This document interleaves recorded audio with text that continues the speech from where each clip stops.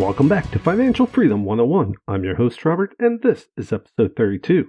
New Year's is one of my favorite times of year.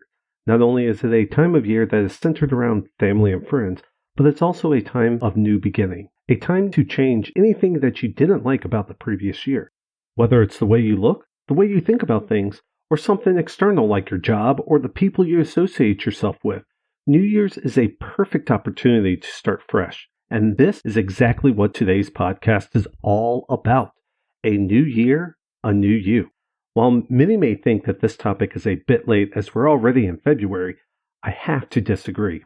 Not only have we just concluded Lunar or Chinese New Year, it's also never too late to take action and make the changes you want to make. The New Year's celebration just gives us a reason, or maybe the motivation, to begin something new, as it's a natural starting point for most. However, if you think about it, while we look at New Year's as a beginning to rid ourselves of the problems of last year, the same thing occurs when we do spring cleaning, start a new school year, start a new job, have a birthday, or a number of other occasions. All of these events provide us with a natural starting point and a chance to change. The catch is, however, making the change last. In episode 13, we spoke about New Year's resolution and how research showed that close to 80% of individuals who make New Year's resolutions abandon them by the beginning of February, while only maybe about 5 to 9% actually keep them to some extent the entire year. These statistics should not surprise anybody. After all, just compare how packed the gym is the first 2 weeks of January as compared to how empty it is the first week of February. In the same episode, we also looked at some of the reasons why these statistics are the way they are. If you do a simple Google search on this topic, you'll find a whole host of reasons why most people fail or quit on their resolutions. While there are several common reasons between the list, the top two reasons, at least in my opinion, are 1, they try to do it alone, and 2, their goals are out of reach or seemingly out of reach. As you might already know from earlier podcasts, I have been taking training on side hustles and money-making opportunities, not because I don't understand these topics, but because there's always something new to learn. More importantly, this training has allowed me to grow and expand my network. Even though I completed the course back in November, we continue to interact as a community through accountability groups and monthly challenges. In fact, the challenges for January and February have been great as they touch on both reasons why many people fail to achieve their resolutions. The challenge in January was to do weekly posts on our goals for the year, the opportunities we observed each week, and the areas in which we could improve. By completing this monthly challenge, I was not only forced to write down my goals, remember a goal not written is only a wish, but I was establishing an accountability system that will help keep me from quitting. There are others in the group that are encouraging me, and I in turn encourage them to stick with their goals. At the same time, we are able to ensure that we are establishing realistic goals by asking questions and helping each other map out paths to achieve whatever their goals are. February's challenge, on the other hand, asked us to write down the wins we saw in January.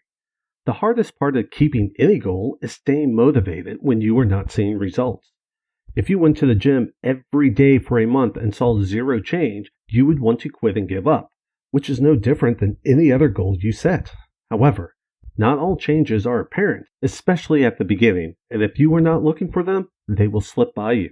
What most people fail to do is stop, stand back, and look at the big picture. They do not do any type of tracking and therefore get discouraged when they think there have been no gains. However, I guarantee that if you have been putting in the effort, there will be some sort of gain. For the gym, maybe you're doing 12 reps instead of 10. Maybe you were able to increase your bench press by 5 pounds, or even increase your gym time from 45 minutes to an hour. These are not big wins, but they are wins that can easily go unnoticed. For us at Wolfpack, the last 2 months have been extremely busy. One of our big goals for this year is to revamp our online course, Making Money Mindset, that will lead to the launching of several more micro courses and ultimately lead to the launching of our primary international property investment course that is currently being taught as a series of webinars. The pathway of achieving this goal consisted of migrating our website, podcast, and training courses to new hosting platforms. This is a long, tiring process, but one that, in the end, will be well worth the effort. For us, the wins that we were able to see over the past months were: one, although we are still refining our website after the migration, our website is up and running. Two, our podcast has successfully been migrated. And three, we have officially saved over $1,500 in platform fees by making this migration, which we can easily put back into our marketing campaign later this year. Unfortunately, most people will not see these as wins or overlook them as because they are part of a process, the result of a business decision, and do not readily pertain to our overall goal. However, a win is anything that will help get you closer to your goal, big or small.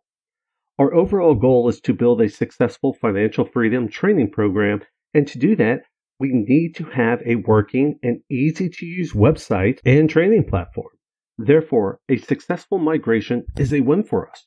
More importantly, however, these small wins have helped to keep us motivated and moving forward.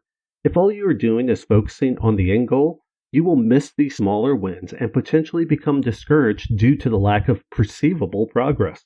There's a quote that is often contributed to Thomas Edison. When asked about all the times he failed about inventing the light bulb, he said he did not fail but found 10,000 ways that did not work. While this quote may or may not be true, it highlights a very important lesson. Failure is all in your mind. Just because something didn't work the way you intended it to work doesn't mean you failed. One of the first topics we talk about in our podcast and the first module in our Money Making Mindset course is about your mindset and how making small changes to the way you see things can make a big difference. If you have set goals for yourself and you are not seeing results, stop, take a step back, and really look at the situation. If you are looking at the situation through the lens of failure, all you are going to see is failure. However, if you take an honest look, I guarantee you will find some wins, even if that win is finding a way that didn't work. We have had a number of quote-unquote failures, but like Edison, we do not consider them failures, but instead a way that didn't work. A small example of this was our decision to try and sell disc-bound binders on Etsy. Although we launched the ad 6 months ago, we have yet to make a single sale. After months of not getting a single visit to our store, we rewrote the ad and started getting a few visits. When that still didn't translate into sales, we added an additional variation of the binder for buyers to choose from, which garnered more visits to our store. Now, after another minor change, our store has finally received its first like. No, we have not seen any sales yet, but I do not see any failures either. Instead of failures, we found several ways that didn't work. But because we knew that the demand was there and that we had a solid product, we figured out ways to modify what we were doing in order to get us closer to success. Now, going back to the topic of this podcast, a new year, a new you, what have you been doing to get yourself closer to your goal of financial freedom? Have you made any New Year's resolution? Have you updated or reviewed the goals that you set last year, last month, or even last week? I mentioned earlier that a goal not written down is only a dream or a wish. If you did make a New Year's resolution or set a new goal for this year, have you written it down? And if not, why not? Writing the resolution or goal down makes it real and gives you a reminder of what you were working towards. Have you taken time out of your day to review your goals and to figure out where you are in achieving them? If not, why not? Taking time to review your goals is critical, not just to find those micro wins and to stay motivated, but things change, situations change. Stopping to review where you are at will allow you to make the necessary course correction. Maybe something didn't work as planned, but now you know and you can adjust. Maybe something worked better than you planned and you are actually a lot closer to achieving your goal than you realized. Conducting a periodic evaluation is key to maximizing your efforts and staying on track. Finally, have you created an accountability group? Things are a lot tougher when you go at them alone. Having a team of like-minded individuals to surround yourself with just makes things easier. Everybody has been in a situation where they were tired, worn out, depressed, and or just ready to give up. But then they had one person that gave them words of encouragement, and all of a sudden they received a burst of energy, their second win, and were able to keep going. It's the same thing when pursuing a goal. Having somebody there to help you through the rough parts can make a world of difference. Where are you at in your journey? Are you ready to make a change but need some help?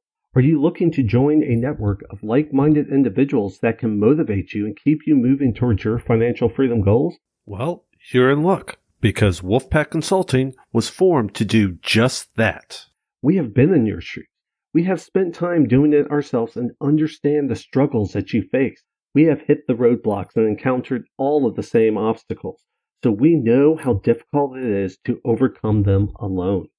We are passionate about what we do and are motivated to see others succeed.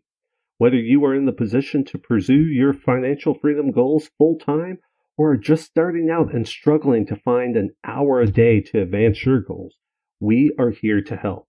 Just visit our website and drop us a note to learn what Wolfpack can do for you. I want to thank you for taking the time out of your busy day to listen to our podcast, and I hope you've gotten something from it. Remember, it's never too late to make a change. Thank you again for listening. Don't forget to subscribe, rate, and review this podcast. And until next time, have a great week ahead.